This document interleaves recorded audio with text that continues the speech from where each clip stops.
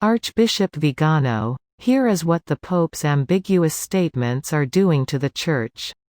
And it is exactly this, in my opinion, that Bergoglio's magic circle wants to achieve, to reach the paradoxical situation in which the one who is recognized as Pope is at the same time in a state of schism with the Church he governs, while those who are declared by him to be schismatic for disobedience will find themselves expelled from the Church because of the fact that they are Catholic."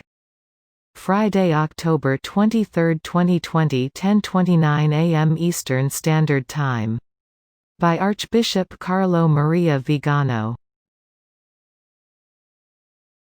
October 23, 2020 LifeSite News. Yesterday, on the occasion of the Rome Film Festival, the director Yevgeny Afinevsky presented a documentary called Francesco, which proposes several interviews done with Jorge Mario Bergoglio over the course of the last few years of his pontificate. Among other disconcerting statements, there are several about the legitimization of homosexual civil unions. What we have to create is a civil union law. That way they homosexuals are legally covered. I stood up for that. I think that both the simple faithful as well as bishops and priests feel betrayed by what Bergoglio has affirmed.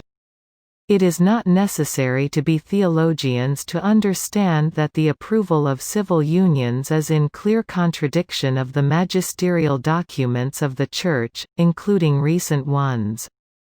Such approval also constitutes a very grave assist to the LGBTQ ideology which today is being imposed on the global level.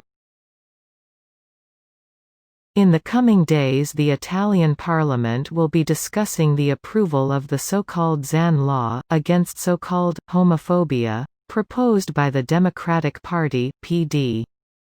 In the name of protecting homosexuals and transsexuals, it will be considered a crime to affirm that the natural family is the building block of human society, and those who affirm that sodomy is a sin that cries out to God for vengeance will be punished. Bergoglio's words have already been received by the gay lobby worldwide as an authoritative support for their claims. Carefully reading Bergoglio's statements, someone has already observed that it does not include an approval of homosexual marriage, but only a gesture of welcome, perhaps poorly formulated, towards those who ask the secular state for juridical protection. The Congregation for the Doctrine of the Faith has already unequivocally clarified that in no case may a Catholic approve of civil unions, because they constitute a legitimization of public concubinage and are only a step towards the legal recognition of so-called homosexual marriages. So much so that in Italy today it is even possible for people of the same sex to marry each other, after having been assured for years, even by self-styled Catholic politicians, that civil unions would in no way question marriage as it is defined in the Italian constitution. After all, experience teaches us that when Bergoglio says something, he does it with a very precise purpose, to make others interpret his words in the broadest possible sense. The front pages of newspapers all over the world are announcing today, "The Pope approves gay marriage," even if technically this is not what he said. But this was exactly the result that he and the Vatican gay lobby wanted. Then the Vatican press office will perhaps say that what Bergoglio said was misunderstood, that this was an old interview, and that the Church reaffirms its condemnation of homosexuality as intrinsically disordered.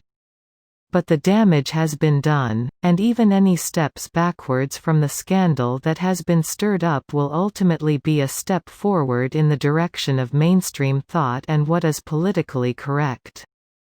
Let us not forget the nefarious results of his famous utterance in 2013, "Who am I to judge?" which earned him a place on the cover of The Advocate along with the title, Man of the Year. You can continue reading the article at the link in the video description.